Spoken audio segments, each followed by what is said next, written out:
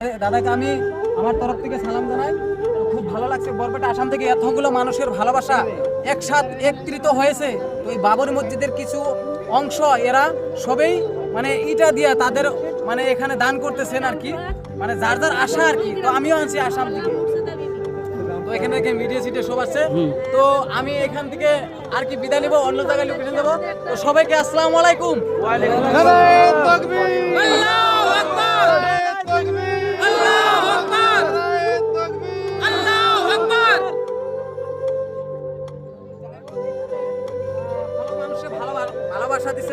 Hello বন্ধুরা, তো দেখতে পাচ্ছেন এখানে দানও কত মানুষ করতেছে, লাইন ধরে কিন্তু দান করতেছে। কারণ এই বাবরি মসজিদের জন্য আমার ইসলাম দরদি ভাইরা কোথায় নেই তাকে পাওয়ার বা ইসলামের পাওয়ার কথা নেই দেখে দিব। আর এই দানের প্রতি সব এই বাবরি মসজিদ হয়ে যাবো, কে ইটা কে বালু কে পাথর। কারণ আমি 700 কিলোমিটার পার হয়ে আছি এই জায়গায়, 2টা ইটা নিয়ে রবুল আছে 6টা ইটা নিয়ে।